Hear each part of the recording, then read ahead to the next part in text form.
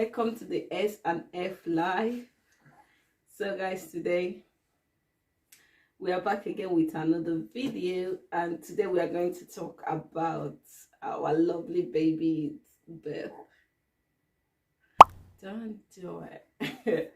Yeah, this video is supposed to come out long time ago, but I lost a lot of clips, so we are going to install some clips. Yeah, and we're going to talk about it since that we lost some clips. Enjoy this video. And don't forget, as usual, like, subscribe, and share. So, Frances will be doing most of the talking, as she remembers most of it. To me, it's gone. You lying. You know most of it because I was in contraction, so you know most of it. Okay, I will talk about the ones that I remember. Yeah, I will come in on the little bits that I remember. Yeah, the ones that when I was in contraction and I cannot remember anything. It was a painful moment for you. Yeah. And it was a stressful moment for me. Yeah. He couldn't do anything. We are going to start from the day. Okay, my birth plan was to have a natural birth with no painkillers, no epidural, no epidural, until I asked for it because I'm scared of needles, and with what I saw online about the needles of the epidural is so long and huge, so I decided not to have it. So I will not move, because if I see the needle, I will move. So, okay, quite. I gave birth on 41 weeks and 2 days.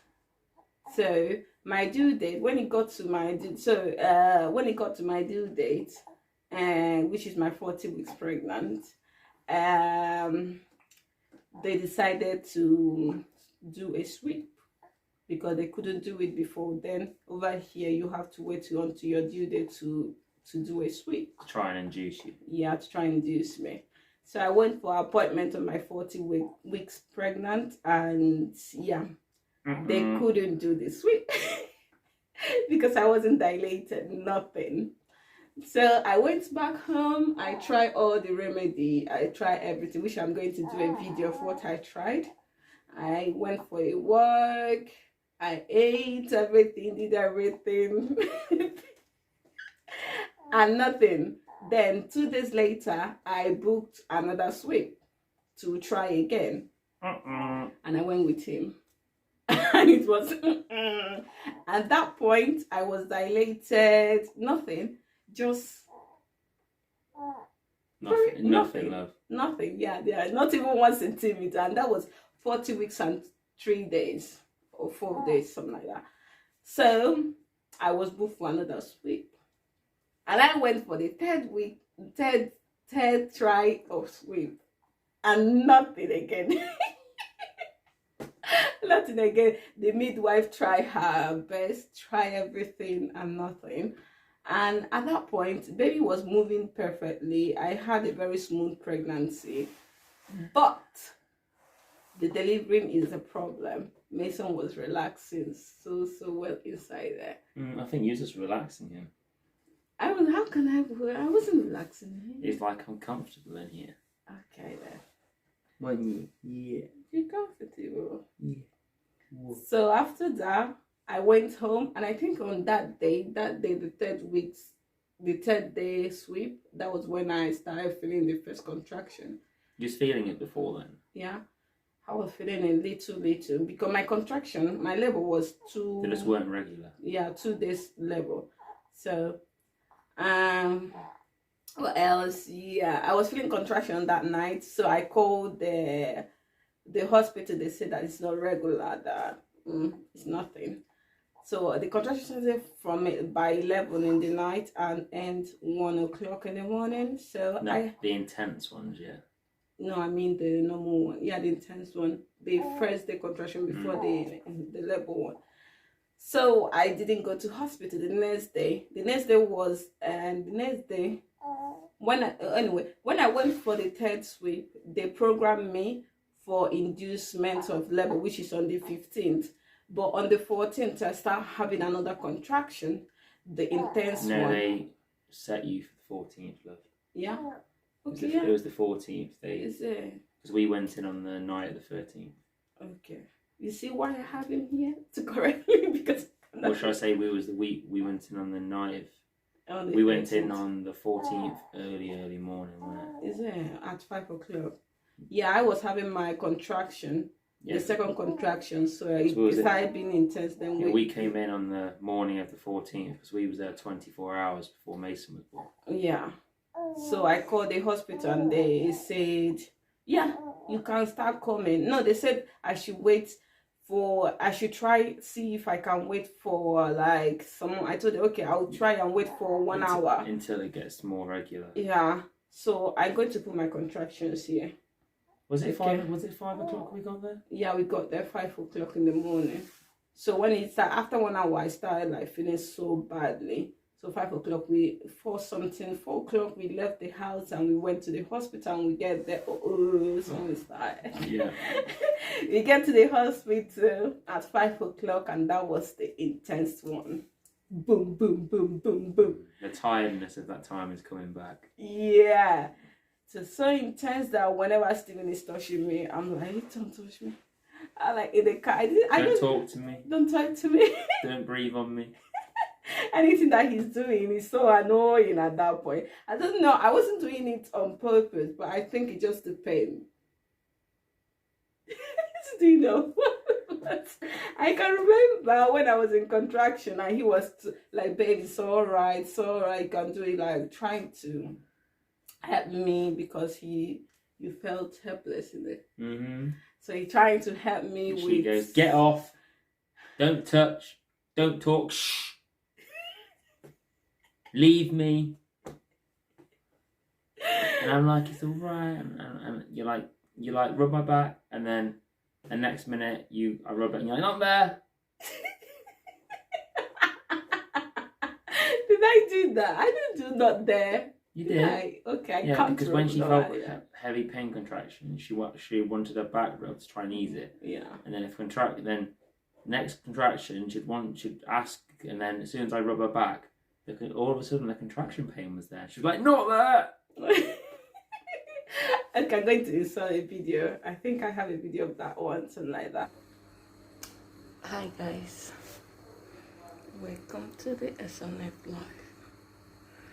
It's currently 7:40. Yeah, we came to the hospital at 5, whatever. Because finally, I'm going to level. Although today was meant to induce me, but baby decided to come out early. Decided that he doesn't want induction. He wants to come out naturally. So yeah, we are. Right now I'm not feeling any pain, that's why. But the pain is coming out.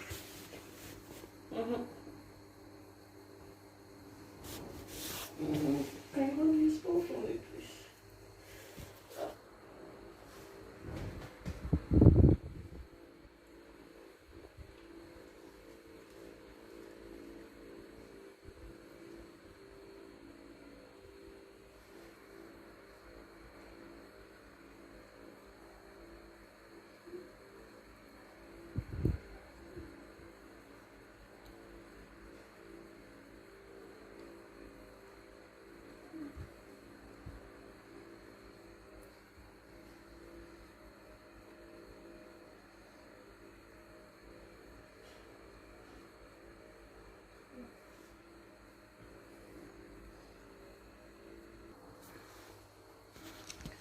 So my contraction is coming every 2 minutes or 3 minutes. So here I am.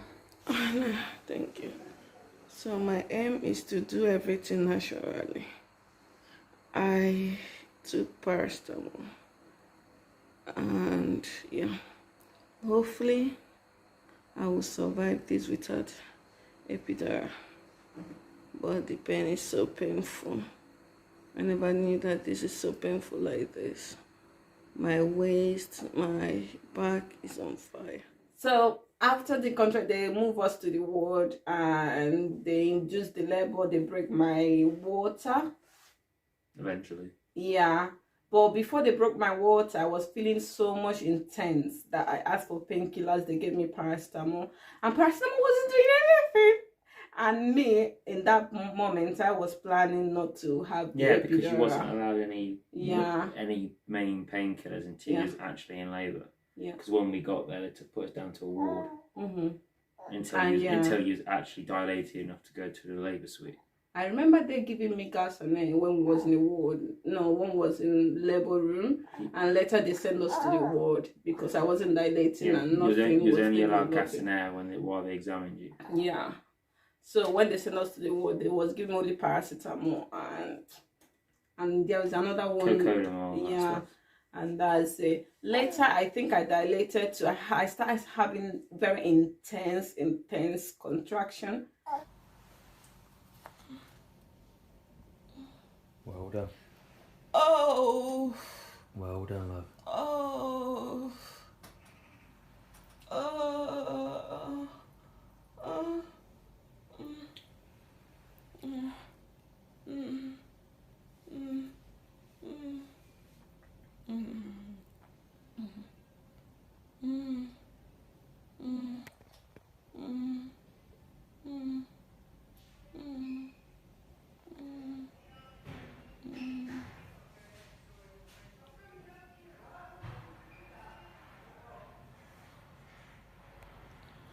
After we went for a walk, I think we was walking in the we was like moving around in the hospital to try to do everything possible to induce, because I wasn't inducing anything. I was very intense contraction, but I wasn't dilating nothing. I think when I went to the hospital it was 2 centimeters or 1. I think it's 1. It was about 1 centimeter. 1. Yeah, and I was in very, very intense contraction. So later they send us to upstairs, that's the ward. And you're talking about when they sent us to the ward, that was downstairs? Yeah, no, sorry, to the labor room. Okay, that's upstairs. Yeah, after doing the work and everything, I was intense. I took a shower and nothing was nothing was calming me. Then they sent us to the labor room, and that was when they put the... Yeah, but by the time she was only like 2 centimeters when we went up there. Yeah, and they put me painkiller. I think that was when they put the painkiller. Yeah, in your leg. On my leg, and it wasn't doing anything. So after that, I was in intense pain that I cannot really remember. That was when the doctor came and informed us that about the epidural, if we want to. Is it? Nah. You see why I called you? Okay. Nah. You see, that's why I called you to help me, because I cannot remember anything. Okay. From then, that's when you had the painkiller in your leg to kill the peak of the contraction. So rather than the contraction peak going all the way up, it kills off the peak. So it doesn't hurt as much. Yeah. And then when you got to about 4 centimeters dilated, she broke your water. Yeah, she broke my water. She broke your water and then gave you hormone drips. Yeah. Sorry, hormone drips to actually induce you even more so it increases the level of your contractions to help you dilate. Yeah. In which she was on that for about 5 hours. And that was very intense. The hormone drip was they hardly increased it because they actually had to do it slowly, a little bit at a time.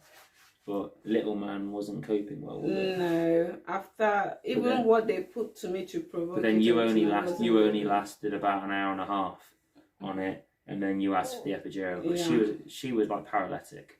So if you went out on a night out and you was like passed out in a bush, I'm going to take a picture. That's how she was. And when she actually had the epidural, they gave me a laminated piece of paper. Yeah. With all the risks, and I had to try and read it to her, get her to understand, and all she was like, Yeah, before I want to just advise every woman that is pregnant, you it's better you ask for epidural before you are in intense labor, because when you are intense labor you cannot understand anything that they are explaining to you, because you have to give your consent. But you've got to give your consent at any stage, even if you say you want it before. You've got to give your consent. But at least you understand the risk and everything they explain to you before you are intense level. Because when I was intense level, I didn't understand any single thing that they were saying. Continuing, that was when you was reading the and even after that she just went and he was like, do you give consent? And she's like I remember, and he was like, oh, what did I say? You went epidural. Yeah, they would explain everything. No, you started to explain everything that you read, and you was like, you explain everything to me. I was like, what did I say? Yeah, what did I say? He's like, I give consent. I wasn't there, and I wasn't listening to anything that he said, but they tried to make sure that I'm there, that I'm listening, understand what they are saying. So the doctor came and explained the same thing, and the doctor asked, do you understand what I said? What did I say? And I can remember I said epidural, or I said yes. I think that's the only thing. Even though I know she wasn't listening. Yeah, she said yes. Listening. I wasn't and then listening. It took three of us to hold her still while they put that big needle in her back for the epidural. And thank God I didn't see the needle, because if I saw it, I would not allow them to put it. The massive needle and then the massive long cord. Stop scaring people. Stop scaring people. So you had your epidural. Yeah, I had it, and but he was holding me with the midwife. Yeah. And then a few hours later, there was like, what's your pain level now? And your pain level went to about 5 out of 10. Yeah, but they gave me like something like a remote or something to start control, to start increasing it if I still feel pain. If you start feeling pain. Yeah. Because you couldn't feel any pain. As soon as she had the epidural, she woke up. She was like, hello. Yeah. She was like laying down and she went to sleep. And I was looking at her heart rate, Mason's heart rate. And literally, as time went on, complications happened. Mason, every time Francis had an intense contraction, his heart rate slowed down. And I was just like, ugh.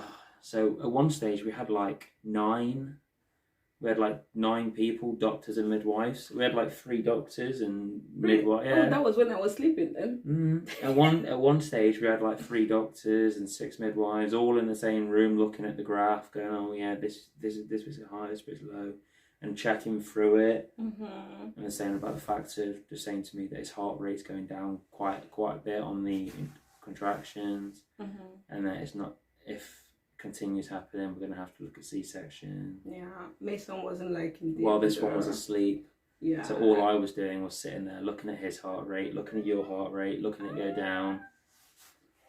Yeah, that night was horrible for you because you couldn't sleep. And anyway, I think that when you have the epidural, I think that happens to all the women, they just fell asleep because you get that energy back to push. Because in my mind, I thought that I'm going to have natural birth. And then it's literally a few hours later. Yeah. Or saying probably wasn't even a few hours. You had like 3 hours from the epidural, but then it just got to the fact of it happened so many times. Yeah, and the doctor was saying that we'll give it another hour or so, but you might have to start thinking about a C-section. And we just thought, I'd have said to you, there's no point waiting. Mason, this little man was stressing. It's not good for his heart. Let's just go straight for the C-section. Yeah. Which in my mind, I was very scared about C-section, because what you hear about C-section, the African in me, I thought that C-section is like, I'm going to feel the pain, I'm going to die, I thought a lot of things, nothing positive. She was crying. I was like, let's go for the C-section. Yeah. Let's get it done now, because they only increase if let's say from here to here was the hormone levels, they'd only gone to about here, and she was only 5 centimeters dilated at this stage. Yeah. They still had to slowly increase it, and they still said that it was going to be another 4 or 5 hours And they have until so he was going to have to Mason was going to have to go through 4 to 5 hours more of intense contractions. It just wasn't worth it. So that's the point we decided to have the C-section. After you talking to me, I said, okay, yeah. You said, you sure, babe? I said, yeah, okay. And that's when I asked you, am I going to feel the pain or something? You said, no, babe, you're not going to feel any pain. I was like, babe, you're not going to feel anything. Literally from your breast, literally from your breast down, it's going to be numb. I was still crying. I still asked the doctor, after asking, I still asked the doctor said, no, you're not going to feel any pain. To the point in which he literally was putting ice on you. Yeah. He was getting it on, and he was like that. Feel here, feel here, feel here. Is this cold? Do you feel this? Yeah, that was when they are increasing the. You know, I was doing it the whole time, even for when you had your epidural. Yeah. See if you could actually feel it. Yeah. But I wasn't feeling anything. Like when they opened, they sent us to the operating room, and we was there. That's when everything started. They opened my thing. As usual, you guys know what's it? I didn't feel anything, like nothing. I got to look like a surgeon. Yeah, you look cute then. And I think it took them less than half an hour. You're talking about from when they was actually doing it on you? Yeah, when they started doing it. From when they started doing it. It didn't take anything like 10 minutes, Yeah. Yeah. Less than that. Yeah. Less than 10. It was only like 5. It was only like 5-10 minutes, if that, for it. I literally saw I literally saw so much of her insides as soon as they pulled the curtain down on Mason. I've seen so much of you. As is always you do. So, and immediately we heard the cry. The video is going to literally show now. Pulled the Remember, don't touch anything dark green. Congratulations. Congratulations, Mum and Dad. Alright? Looks perfect. Pulled the curtain down, showed us him, and was like, he's big. He's big. And the first thing that I saw when... Oh, people. Right. The first thing that I saw when they took Mason out, it was the cojones. I was like, oh my god. Literally, when they picked him up and showed us him, and his legs were like, boom. And literally all Francis looked at is the cojones. Nothing else, the cojones. I was like, oh my god, I cannot believe that this come out from my belly. She went from looking down there and then looked to his head and went, whoa. Yeah. She literally just turned around to me and said, I wasn't pushing that out. I wasn't pushing. Thank God I didn't do the pushing, to be honest, because Mason came out very big boy. But then we went over. He had a bar. Yeah. He's like, oh, what's going on? Arms, buddy. On the head. You got a clean towel. Yeah, this one. Do you want me to hold his body and we'll lower his head? Thank you. All right. You have to hold it for a minute. I'll just quickly get some water. Gonna be a tall boy. Look at those legs. Yeah. He was so cute in the bath. He literally he laid back there as if going like, yo, literally just, I'm chilling. That's fine. He said yes. Yeah, he was just chilling. He was chilling back there with his big feet. Yeah. And later they brought him to us, and he was so cute. And Francis was crying like a little baby. Baby was so emotional. Imagine something huge like this inside you. She wanted me to. She thought I was going to cry. You got emotional too. You got emotional. I was getting emotional, but I held it together. Yeah, still always hold it together. I think it's just because of a lot of people there. Yeah. See, look, she's just crying now. Look, I know. Baby, sounded so emotional, babe. So guys, and yeah, Mason arrived safe. It's because it's COVID, isn't it? Yeah. That after he was born, while you're in the labour suite, I was allowed to be there the whole time. Yeah, as he soon was as she there went down, all night.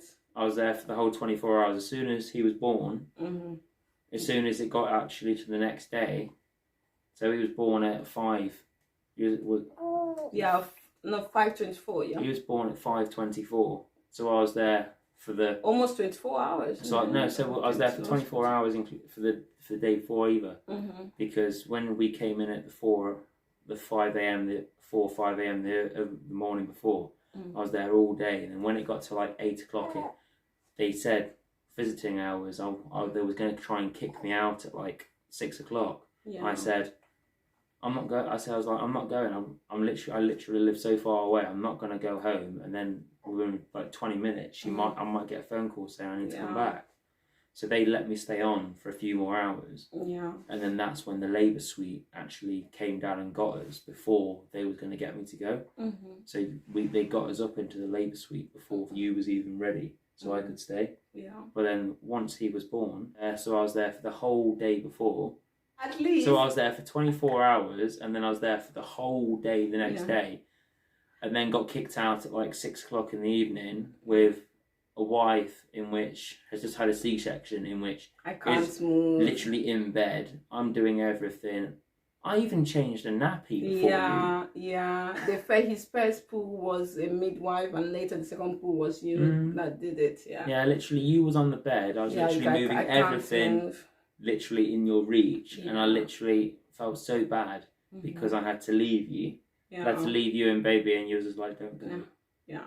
But that night, I'm surprised on myself because that night, since I don't have you, so I was doing everything. I have to get up from that bed, having the C-section pain, everything.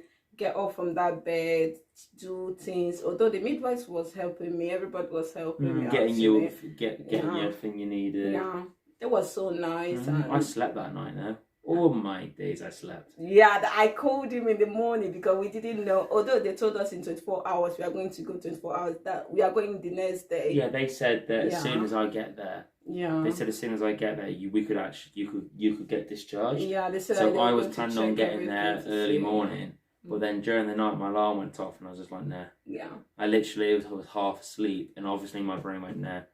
So, I couldn't sleep that night. And then I had a phone call. She rang me and went, "Are you on your way yet?" And I went, "What?" I was like, "I'm in bed, baby." She was like, "What?" Yeah. I thought you was coming. So then, quick shower, got there, and it was still about another 2-3 hours until you got discharged. Yeah, because the midwife came to me and asked me, "When do you want us to discharge you? Are you okay? Everything, like the test that they did, the baby and me, we are all right. If I want to go," I told them, "Yeah, I can go now if you want. I'm just waiting for my husband." That's why I rang you, and you was on bed. I was like, "Babe, you're still on bed. I want to go home." All the sleep that he didn't have then. I like, "Babe, come." Hospital chairs are not comfortable. No, not at all. Someone's in a bed, and there's me, in which I had backache, I had leg ache. I was literally going back in the chairs, and I was thinking, I need to sleep. I need to sleep. Well, you really tried. You really tried. It was the most stressful. It was the most stressful time of my life. If you wasn't awake when I was having Mason heartbeat was going down, if you wasn't awake, we would not know. Although the midwife would come and check it to see. Blah. I felt so bad because you was just asleep, looking. and we literally had one midwife just dedicated to us. She was so nice. That was my midwife. All she was doing, she didn't even go on her break. No. She literally just stayed in and was constantly checking, because she had to constantly check the heart rate, do recordings and everything of it. She literally was in the room the whole time. Yeah, I remember opening my eyes a little bit. I still see her standing up checking. I'm like, oh my God, this woman is not going. She's in that room, like. But she was Francis. Luckily, she was Francis's midwife. Yeah. Just from the normal like checkups. Yeah. So she actually was with Francis for the whole time because she did all your checkups, and then she was meant to go on a break and everything, and she was even in there for the C-section. So she started seeing you when there was no bump, to then actually helping deliver Mason. Yeah, she's so nice. And I remember, thank God that I didn't change her, because with the first day that I went to see her, she asked me, am I comfortable to stay with her? Because they always ask you, and you have to give your consent. If you don't like her, then they will give you another midwife. So I told her, yeah, I'm okay with you. And she's like, okay, now. So everything was so smooth, which is going to be in another story time. That would be only me, my experience, because I was going for that stage. I was going for that appointment, me alone, not with Steven, I because wasn't allowed. it's not allowed then. So, and that's it, our little video story time. And this lovely man came out and look, yeah. Ooh. So guys, Look. and this lovely man came. Ooh, Good boy. look at that charming eyes. Good boy. It's like where I am. The bright light. So guys, thank you very much for watching. I know that you guys wanted to see this video a long time ago. Some clip is going to be there, but I hope you guys enjoyed this video. Yeah, You stand it up, little man. and always follow us on Wow. TikTok. We are on TikTok. The end of the video, guys. Now we are family of 3. And Timber. Thank you very much for watching. You saying goodbye? We love you all, guys. Follow Mason on Instagram, guys. He's on Instagram. He's not even 2 months old and he's got Instagram. Oh dear. Okay, go. Don't forget to like and follow my boy. Yeah, follow him on Instagram, Yeah, guys. and as he says, And follow us too on our Instagram, individual and group, our only if you want to. couple Instagram. Stop it. Our couple Instagram, guys. Good boy. So And we as, love you as all. Mason says, bye-bye. Bye, guys. See you in our next video. Mason, kiss. Subscribe. Mason, kiss. Kiss.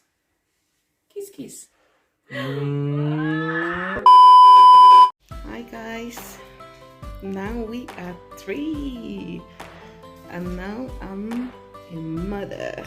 Look at this beautiful handsome man.